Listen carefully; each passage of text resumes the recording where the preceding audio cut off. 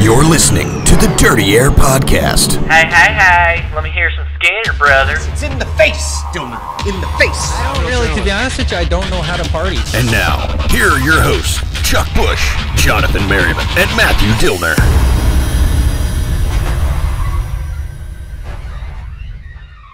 Hello, everybody, and welcome to another exciting, fun, experimental edition of the Dirty Air Podcast. Here on NASCAR.com, or if you're listening in iTunes, you're in iTunes in the Apple Store and that whole thing, or on YouTube, because we post the full replay of this on the YouTubes. But I'm Chuck Bush. I'm joined today, as always, by Jonathan, Captain of Merryman.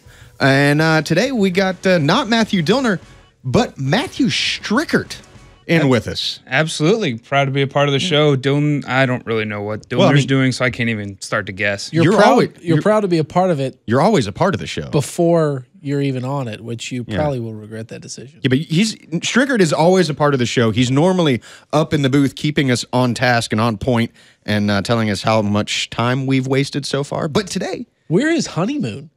Yeah, this is the honeymoon phase. You are my honeymoon. Yeah. Last weekend, Matthew Strickert, Saturday, Matthew Strickert, show the hand. Put the hand up. Yep. He got married to his longtime girlfriend, longtime fiance, Lindsay Anderson Strickert now. Yeah, that's not weird to hear or write at all anywhere. How's it feel? Literally no different at all.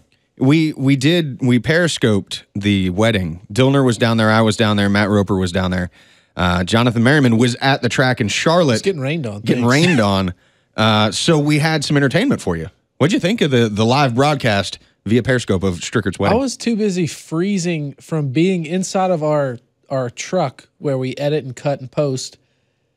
We're wet, first of all. We have golf carts, and there's no cab. No cover. There's no cover. So, like, literally me and Justin Beatty were riding around the outside of the speedway because that's the only way to get from our truck to the parking lot in a uncovered golf cart in the pouring down rain. Then we had to go sit. Like, these are first world problems. They are, but he was in Dover with us. Yeah. Where it rained. But Did you learn nothing about wet weather protection? In the media center there, so it was like a comfortable temperature. Yeah, we can't control the thermostat on the truck. In the truck, to be fair, with the truck, our production truck for NASCAR.com, there's a lot of equipment in there that needs to stay cool. It's more important than us. So if that's why we freeze out every now and then. It doesn't need to be 30 degrees. Some egos too. Every once in a while, get a toboggan, get a sweater or two, and I got 3 of those. You got 3 of those. A sweater vest. No. Yeah. No, he doesn't like. He's not a sweater vest. What happened? What happened Sunday though? Sunday. Well, there was a race. That was the good thing. We didn't miss the race Saturday for his wedding. You know, NASCAR knew that Strickert could not miss a NASCAR race. So we ran it on Sunday. I still missed it. Did you listen to it? No, I did not. No. Oh, man. Who are you? I'm a married man now, Yeah. so I guess things are changing. I was listening to it on the radio on the drive back from Atlanta on PRN. You were there. That was it. On the radio, it sounded like one heck of a race. It was close to halfway. When Matt Kenseth went in the pits and he buried himself and he came back in the pits and was over the line and the team backed him up and he's sitting there restarting in 20th place. And then all of a sudden on the restart, he gets bunched up and into Ryan Newman and he's got 2 dented up sides of a race car and ends up, finishing the race in 42nd. From halfway on, the drama elevated. But the race for the lead, Joey Logano just kicked everybody's butts. Became a war of attrition for some people. But yeah, Joey Logano, it was, let's see how fast I can just get rid and dispose everybody. And that's a little bit of the nature of the beast when you go to some of the mile-and-a-half tracks with this package. But when you look at the big picture of the chase, you have guys like Matt Kenseth, Kyle Busch, and Dale Earnhardt Jr. finding trouble in this race and now finding themselves having to battle back. What were we seeing out of these guys? Well, you're going to have to. Well, you're going to see coming up everything that Joe Gibbs has, and we know it's good stuff. So, I'm not that worried about Kenseth and Kyle Busch. Kenseth maybe more so than Kyle because he's in such a rut right now in terms of points. But going out and winning a race for him is not undoable. You know what I mean? mean, you look at Kenseth and Earnhardt, they're sitting 11th and 12th in points. They're also two of the best restrictor plate drivers in the entire series. Multiple Daytona 500s. Junior's been the fastest person in all 3 plate races this year. He just wasn't able to get to the front in time for the Daytona 500, but I'm really not worried about it because that piece that they brought to Talladega and Daytona earlier in the year, it's one of the fastest speedway cars I've ever watched race. Not to mention the guy who's helped him multiple times get to victory lane, Jimmy Johnson, who has absolutely nothing to lose going into Talladega other than help his teammates. So if that 48's behind the 88, you're going to have a lot of blocking and passing you're going to have to try to do just to get to the 88. But even so, I mean, we still got Kansas in between there, and we know how big of a wild card Talladega is going to be. It's going to be amped up. Well, and Jimmy Johnson has said that he wants to play spoiler here. Like, that's his, to me, that is his mission in this chase, is to now play spoiler. Kind of turn up the wick on everybody else. Every win that he has keeps people from automatically advancing to the next round. So say he goes out to Kansas, where he already won earlier this year, wins that race, that all of a sudden makes every single person except for Joey Logano have to find a way in when they get to Talladega. Well, Logano's he's in the lazy boy at home right now. I would be too. I would. Smiling, squinting, and laughing, thinking about the next 2 weeks because everybody else is squirming. If you're Kevin Harvick finished second in that race and he had 2 bad races in the first round of the chase and was just about mathematically out of it, he had to win. If he goes and finishes how he did, in the first round, he might not make it. So you really can't rest. Well, and you look at Kansas and you look at Kyle Busch, who in the Charlotte race, he has that incident, which was kind of a freak incident with Kyle Larson. Like, Kyle Larson went on Twitter and apologized, said that was all his fault. But I mean, you look at it, it's what was Kyle Larson thinking? Not entirely sure. But that bad luck for Kyle Busch. What was Kyle Busch thinking? He wasn't thinking the 42 was going to come back down the track and try to make the commitment cone. Like, I know that. 42 is almost past the commitment cone, and then I get we have a commitment cone, and I get that it's there, and if you want to make a last-minute decision to duck off, but even so, like, you have to realize as soon as you pull off, those cars on the track are going to pull up. So, I mean, there's a chance that you could pull up into someone. Now, granted, it was kind of one was coming down, one was going up kind of thing, but fittingly, it was both Kyle's. It's just was the weird Kyle. how it happens. But I mean, those Kyle are one of Kyle those thing. racing incidents. It can happen. No one really expects it, but when it happens, it's like, okay, I kind of had to, I guess, figure that's going to happen at some point when you got people trying to make all those different moves. But Kyle, I mean, he was running well. Larson, yep, like that guy, he's close. He's close. he's close. And I know we said it last year, He's been but I'm close willing for to 2 say years it now. again. I know we keep saying it, but every single Dover, he was running extremely well, but they're a quiet running well. They Right. keep creeping up. They've lost That's a couple on possible strategy gambles, but now they seem like they've got some of that speed to stay up there. So now if you can just get it to go your way, he can be a spoiler too and take one of these. Imagine if Kyle Larson goes to Talladega, somehow pulls off a win, and then all of a sudden everyone else has got to figure out how to get in by points. Like you said, Joey Logano sitting in the lazy boy. Big day for him. Led 227 laps. The guy who won at Dover finished second. And who finished third? Martin Truex Jr., the person no one's talking about. Everybody's saying Ryan Newman's their sleeper this year, but if everyone picks Ryan Newman, he's not your sleeper. No one's talking about Martin Truex Jr. The guy went out and finished third. He's really good at Charlotte. I mean, he set himself up well. He's sitting third there in the They're contender points. doing what Ryan Newman did last year by being consistent. Now they got to win, which Ryan Newman did not do. Well, and also the 2015 rules package suits that team better than the low downforce thing at 1.5 mile tracks. We saw it in the Coca-Cola 600. He went out there and led laps there. He's good at Charlotte, and they did what they needed to do to set them up for Kansas and to set them up for Talladega. And going into the chase, Martin and that team said these first 3 races were some of the ones they were worried about. But they knew once they got to this contender round that I can't say old 78, but earlier this year when they were reeling off top 10s every single week for 14 straight weeks. We're in their wheelhouse. They're in their wheelhouse. And that's exactly where these tracks are coming up for them. And if you can do that quiet and just sneak up on everyone, the element of surprise, why the heck wouldn't you? I want to go back to something you said, that everybody's saying that Ryan Newman is the sleeper pick. How you said it. How can you be a sleeper pick if everybody's talking about you? Everybody's talking about and you. how can you be a sleeper pick if you did the same thing last year? Yeah. It's like They're just repetitive now. he's consistent, which that's great. Like that's what you should be saying, Mr. Consistency, Ryan Newman, also Mr. Local honey. Last week, if you watch this show, we had all of the chase drivers on here. Well, 6. What's that? 6. Yeah, 6. Yeah, sorry. No, 6. that's half. Not Yeah. all. It's not even half of the original field, but I don't math do is numbers. beside him. Yeah. I don't do numbers. I just know we had a lot of people in here in this room rotating through, and it was a fun show. This show, if you're listening and if you've made it this far, might be a bit of a letdown, but we encourage you to keep listening because it's fun, and we're going to have them on again in a couple of weeks. So tell your friends to keep listening to the Dirty Air Podcast. Tell your friends to click. Please click the PSA link. announcement by Chuck Bush. PSA. Tell your friends. Hey, we're moving on up. We have 6 chasers signatures on our guest flag. Yeah, if you look on our if you're watching on YouTube and you look behind me right here, if you're watching this, if you're listening to it, you can't really see it, but we have a checkered flag in the background, and on that checkered flag we have signatures of there's a couple of champions that have signed that. 4 champions.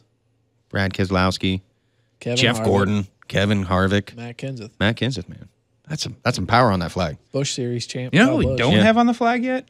Bush Series. Joey champ. Logano. Look at me. Joey Xfinity. Logano. I wonder if he can be one of our guys the next time we do that. He's already in the Eliminator 8. He's going to be here. You look at Kansas and you look at Joey Logano. Last year, Kansas was the first race of this round. And he won that race. Mm-hmm. Goes into Charlotte, Talladega. He's doing the same thing he did last year, where now he's relaxing going into He's Kansas the only one now. who knows how to do this. Right. No one else has ever won the first race of the contender round and been able to sit for 2 weeks and not care about Talladega, except for Joey Logano and that 22 team. But last year, like I said, these races were flipped. And we saw fireworks at Charlotte. Are we going to see that in Kansas? I think there are a lot of people whose fuse is very short. Namely, and I don't know if these two guys have talked, but Ryan Newman and Matt Kenseth got together. 2 chasers. Kenseth finished 41st, 42nd. He's in a huge hole. If something happens again at Kansas, say those two do get together on the restart, because those restart zones allows the leader to control the field, and it also causes bunching back in the field. If they start nose to tail and Matt Kenseth doesn't get going and Newman, let's say, bumps him a little bit and he gets down in the grass like Jeb Burton did early on at Charlotte, you could we always tease because Newman doesn't have a neck, but Kenseth could also put Newman in a headlock. Yeah. Kenseth is not going to give Newman an inch. If Newman is in front, But they'll tell you Newman races like that anyways. Yeah. It doesn't Yep. matter if he's racing for 30th or for first place. He doesn't want you to pass him. And there's nothing- I would there's want nothing that wrong with out of a driver. Yes. And for Kenseth, it doesn't matter what position he's in for anyone. When you're at Kansas and you can gain that spot, that's one more position and one more point that helps you in Talladega. We saw last year Matt Kenseth come from about 20th to second place on that last restart. And had he not gotten 1 or 2 other points at Kansas, he might not have made it into the Eliminator 8. But that energy and that desire in order for every single spot is what's going to bunch these guys up, keep them close. And Kansas literally could be just as much of a wild card. Here's what Kenseth fans are banking on. They're banking on some chase drivers having trouble like their driver did at Charlotte. Kyle Busch. But if they do not, this is what you have to think about. All those guys are running up close to the top 10. If Kenseth doesn't finish inside the top 5, he could potentially be mathematically ineligible to advance on points at Talladega, meaning he has to win. And these aren't firm numbers. This is just me doing numbers in my head. Just remember, right now. folks, we don't do math. Yeah. We So- don't do math. That's Mike Ford's job. Yeah. And he's not in here right now. Yeah. So, he literally has 11 drivers ahead of him. Mm-hmm. And if he doesn't go out and win the next 2 races or finish well with chase drivers in front of him having trouble, he has to win Talladega. There are 2 races left. It's just unbelievable. If you sit back and think about the hole he's in, He's 30-some points from the cutoff. Yeah. So how are those brackets looking? Mine's busted. If Kenseth doesn't Jimmy get Johnson through, I have kind of Kenseth messed winning the up title. mine. What was that? I have Kenseth winning the title. That's my bracket as well. How many people out there have him winning the title? Probably How a many lot. people have 4 Gibbs drivers in their final four? If I'm Joe Gibbs, I've got that in mind. Yeah, I know but- that, but Because I mean, right now it's not looking like you might get 2 in. You might get Denny, and you might get Carl. But right now, I mean, I there's think one Kyle's thing okay. Gibbs has for them is, I mean, when you looked at Kevin Harvick, you knew that 4-car has speed, and when you have the speed to run up front, you just gotta avoid the bad breaks and make some of your own luck and make sure things go the way that you need them to. That 20 car and that 18, they have speed. Kyle Busch has his own set of, I don't know if you call it demons or just, there's something about Kansas that doesn't necessarily like Kyle Busch. Yeah, But he battled through that last year, did. and Talladega ended up being the nemesis for him. but it was a different race in the chase. He's behind the 8 ball That's again. true. That's very true. Think But about this season, he's been behind the 8 ball. Think about the times where we've seen all 4 Gibbs drivers in the top 10, they're racing each other. Imagine Joe Gibbs' stomach.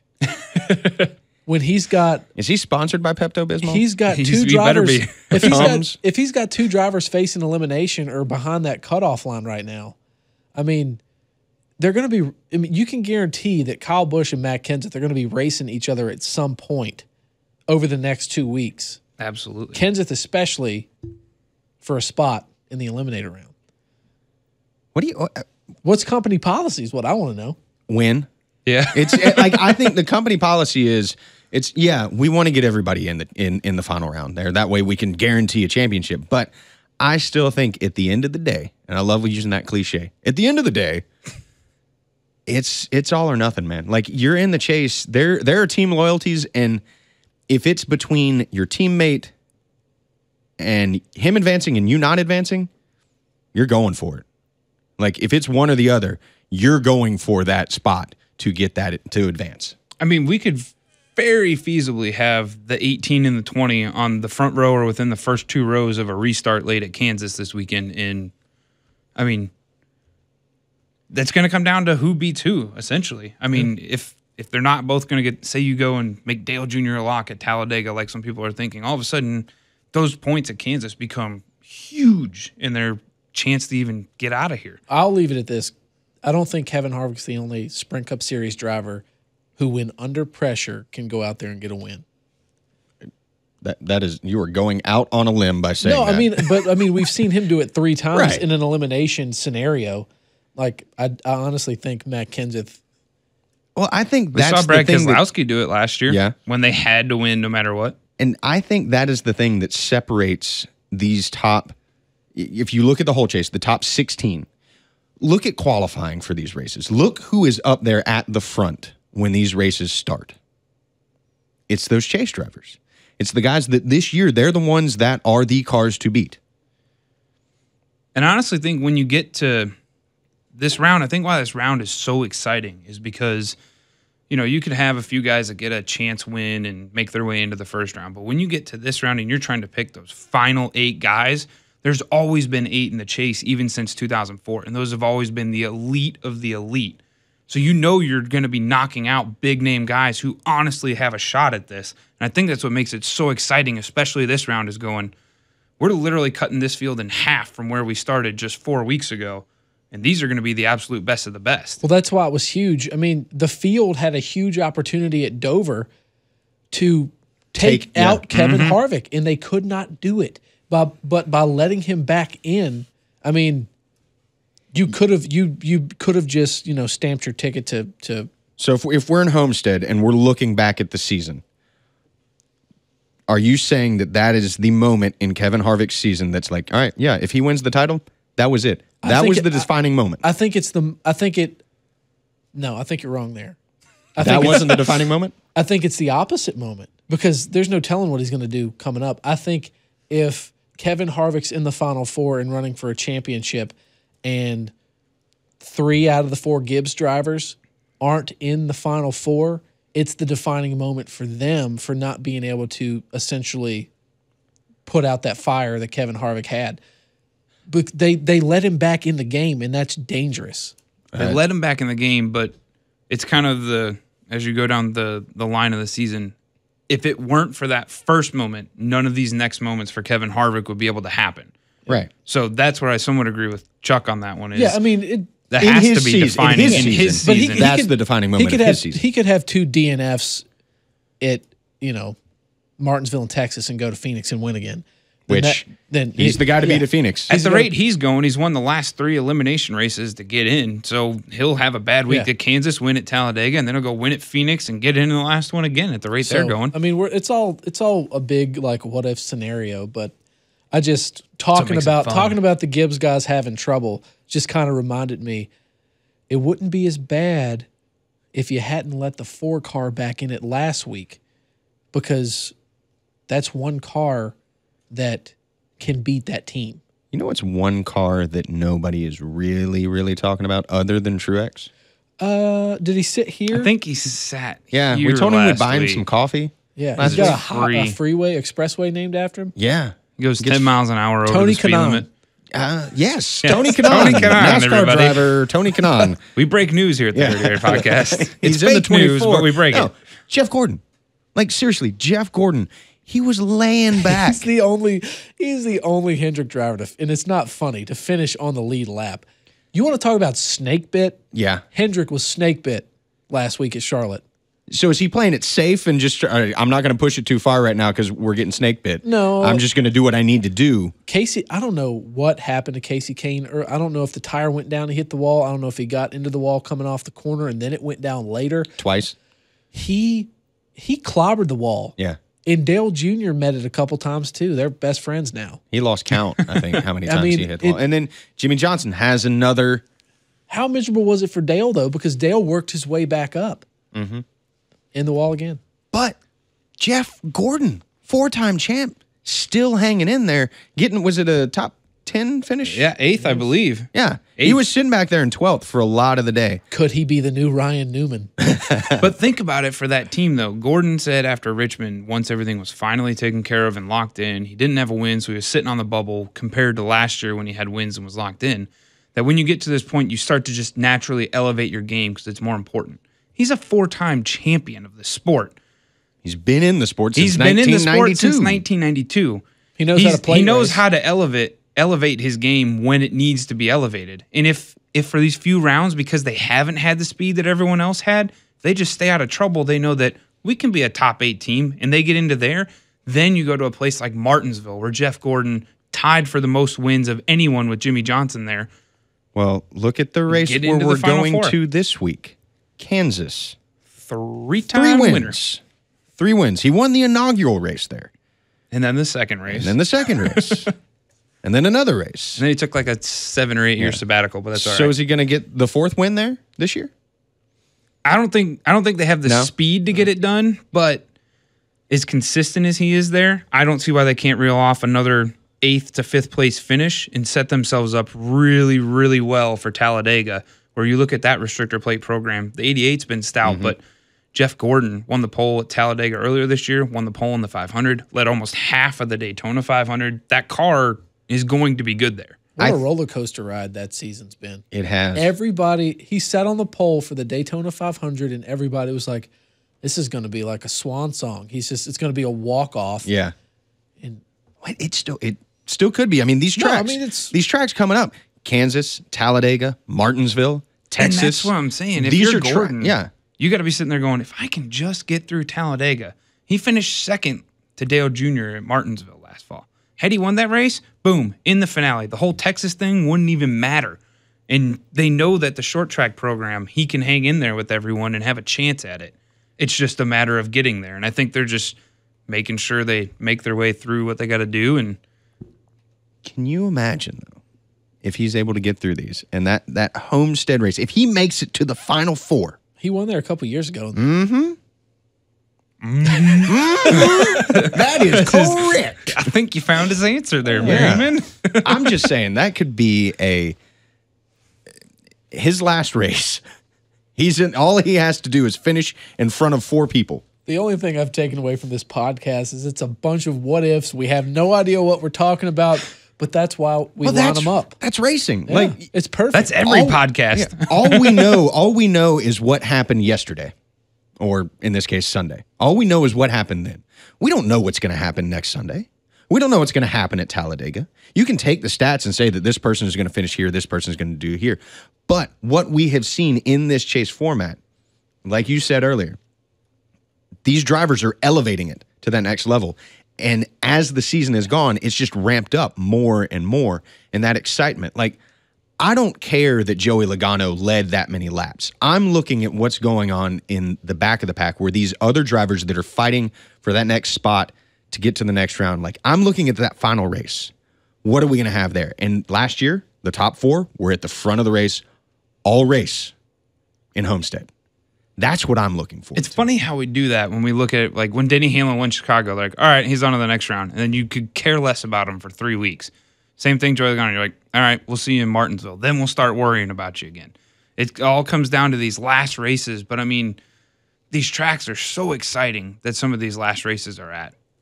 Well, we talked a little bit about how maybe Penske kind of came down a little. I mean, because they were on a run with those Gibbs cars for a while, and I think they got a little fed up again, and they said, "Oh, we got speed still." Penske got speed. Watch They showed the it. 2. Yeah, we haven't been talking about him on this show, but Brad Keselowski, he could do it. He called his shot in Talladega last year, got that win. So He's not. He's not in as bad of a spot right now. I don't No, think there'll be no. as bad of one. He could reel off, somewhere, at least a top 10, top 15 in Kansas and at least have somewhat of an idea of what to do at Talladega. if I'm resetting my bracket right now, if I'm resetting my chase grid, I'm going to have in that final 4, Harvick, Hamlin, Logano, and Gordon. I don't think he's crazy. I would tell me your 4 again. Harvick, Hamlin, Logano, and Gordon. Take Hamlin out and put Carl Edwards in, and I'll agree with you. If you're repicking right now, who are you I'm taking? repicking right now. You get a chance to I think reset. You get a chance to reset. You got to throw Harvick in there because as long as he gets out of this round, But even the 18's not done. yeah. No. But you look at Harvick at Phoenix. The guy has not been touched there in 5 races. They own that place. You almost go, okay, that's how he's going to get in. I definitely look at Gordon because if they get out of this round, that Martinsville race is just sitting there waiting for them. And they could strike at any time in that race. Yeah, And the we 11's know fast there, Gordon too. can get aggressive. I can tell you the 11 won't be sitting there in turn 2 if Gordon gets to the bumper. He'll be in the wall and Gordon will be going off turn 4 What to if it's take the the win. opposite way? Probably the same thing would happen. Martinsville could be one of those exciting ones.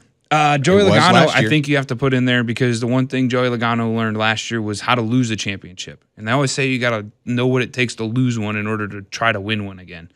And then I'd go Carl. I think Carl's experience and Darian's experience and understanding how to step up in those pressure situations. Pressure. I know those pressure situations. Yeah. They are tough to This really is what deal happens with. when you hang around Chuck Bush too much. You start getting that North Carolina. How is pressure a North Carolina thing? You just That's start making- you messed That up. Are you saying in North Carolina we make up words? You do. I do not make up words. I have no under idea what you're talking about. See, exactly. I have no idea They're what not he just made said. up words. No, Stricker does not understand Southern mannerisms. He's from Chicago. I know. He's wearing his Cubs shirt right now. Cubs win. Cubs win. No, but I said that we said to him. Chris Rice said, "Hey, can you carry me up to the shop?"